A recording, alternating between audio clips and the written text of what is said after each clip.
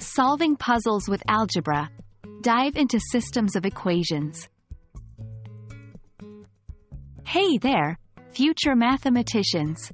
Welcome back to our GMAT and GRE Math Concepts series. Today, we're diving deep into algebra, focusing on a powerful method to solve systems of equations, the substitution method.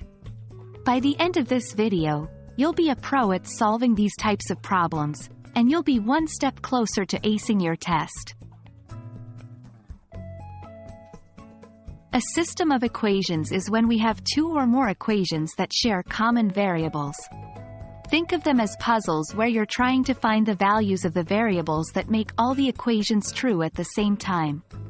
Let's consider an example. X plus y equals 10. X. Y equals 4. Here, we have two equations and two unknowns, x and y. Solving this system means finding the values of x and y that satisfy both equations.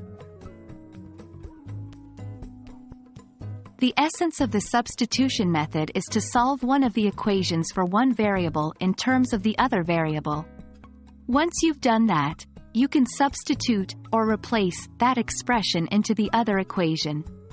This turns a system of equations into just one equation with one unknown, making it easier to solve. Let's break it down. 1. Choose an equation and a variable to solve for. Using our example, we'll solve the second equation for x equals y plus 4. 2. Substitute into the other equation. Plug the expression we found for x into the first equation. Y plus 4 plus y equals 10. 3. Solve the resulting equation. This will give you the value of one of the variables. 2y plus 4 equals 10. 2y equals 6. Y equals 3. 4. Find the value of the second variable. Use the value of y in one of the original equations to find x.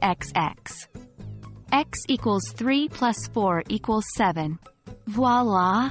The solution to the system is x equals 7, x equals 7, x equals 7, and y equals 3, y equals 3, y equals 3.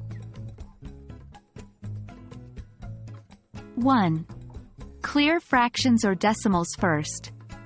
If your equations have fractions or decimals, it's often easier to multiply every term by a common denominator to get rid of them before starting with substitution.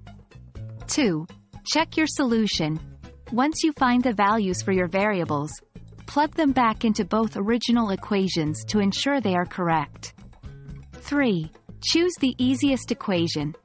If one equation looks simpler or has a variable with a coefficient of 1 or minus 1, it might be easier to start with that one. And that's how the magic of substitution helps solve systems of equations. Remember, with practice, this method will become second nature. Keep practicing and stay curious. We hope this video has been helpful, and we're excited to see you tackle more math challenges. Until next time, happy studying!